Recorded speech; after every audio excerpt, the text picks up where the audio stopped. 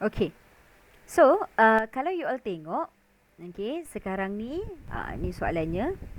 Okay, ni contoh gambar rajah type of growth curve. So, bentuknya S. Okay, so apa type of growth curve kita? Okay, type of growth curve yang kita maksudkan dekat sini adalah, tadi Madam dah bagi tahu, sigmoid growth curve. Macam mana kita boleh tahu sigmoid growth curve? Kita tengok bentuk dia adalah S-shape. So, nanti bila you belajar banyak-banyak growth curve lain, you akan tengok setiap growth curve itu akan ada bentuk yang berbeza. Okay, di mana kalau sigmoid growth curve ini, shape dia tadi kita sebut sebagai S-shape. Inilah yang ditunjukkan dalam gambar. Okay, tak cantik graf dia ni. Patutnya graf kenalah dia macam ni. Dan dia bagi dah. Okay, this is what we are referring to y-axis. This one adalah dia punya x-axis. Time. Okay, so bila masa bertambah, size population pun bertambah. So, dia bagi fasa A, B, C, D. Tapi dia tak buatlah garisan-garisannya. So, Madam buatlah kan. Let's say kat sini. Okay, fasa slow growth. Kat sini rapid lah kan. Okay, katalah B ni. Dia sepatutnya ke sini sikit. C ni adalah yang kurang. Sorry lah, freehand. Freehand buruk lah sikit.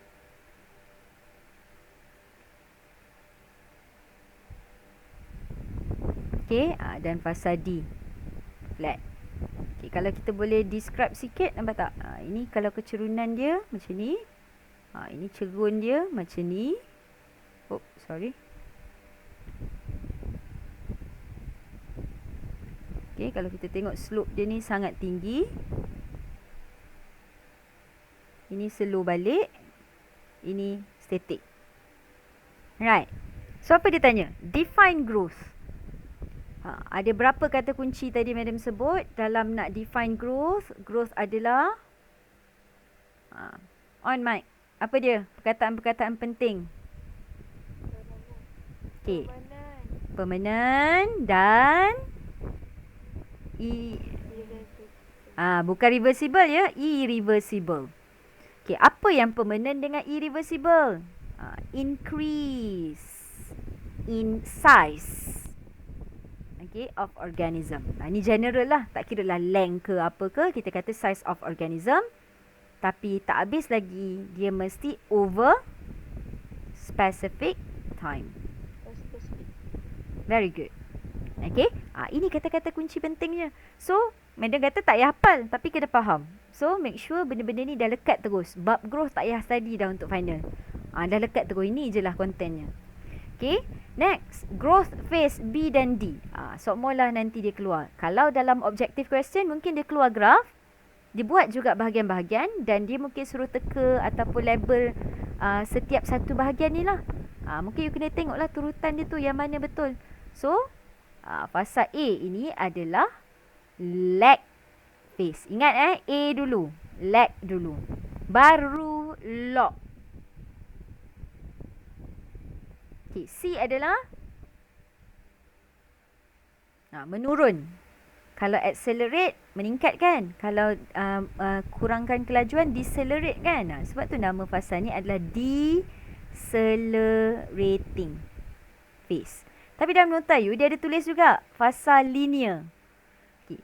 Kalau dalam exam, structure, you bolehlah pilih nak tulis decelerating ke linear. Dalam objektif ni, dia sendiri yang akan pilih nak sebut decelerating ke linear ke. Jadi, you penting untuk tahu.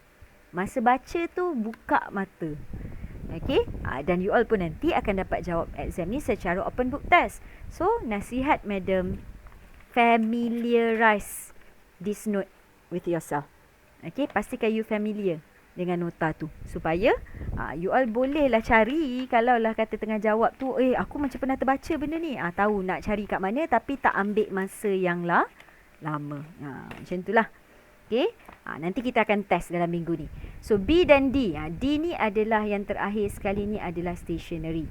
Okay. Tapi bila jawab dekat tempat dia lah. Kalau soalan structure, ni nanti sem depan kita akan teguhkan. Okay, so B ni tadi adalah log phase, this one is stationary lah. Madam dah labelkan. Okay. So what is the difference between growth in phase A and C? 2 markah. Apa beza growth? Different. Bila different, kita kena guna perkataan while kan? Okay, so you kena buat satu fakta tentang A, satu fakta tentang C. So dalam exam kali ni tak adalah. Cuma biasanya kalau A ni apa yang you perlu tahu, you kena kata dia adalah slow growth. Because apa? Kita kata organism is not well adapt ataupun apa. You kena cari statement yang 4 tadi tu. Yang mana statement yang betul tentang lag ni? Okay, not well adapt. Dia masih lagi cell division and cell enlargement tu berlaku pada kadar yang rendah. Semua reason-reason tu lah kena tahu. Manakala fasa ini masih lagi berlaku slow growth. Kan? Kalau kita kata this one slow, this one is also slow. Tak jadilah. Maknanya apa? Dua-dua slow tapi yang membezakannya adalah reason. Okay, this one slow tapi disebabkan oleh dia punya factor become limited. Internal factor tu akan jadi limiting factor. Contohnya apa? Insufficient food atau limited food ataupun apa semua. Macam itulah. Okay, ini maksud soalan ni. Dan yang terakhir, name an example of organism that exhibit the type of growth in figure 1. So, apa contoh organism yang boleh? You bolehlah pakai contoh dalam nota kita. Contohnya, you kata Paramecium population. Dia lebih kepada kefahaman je lah soalan ni. Okay, so madam rasa itu sahajalah yang kita nak bincangkan untuk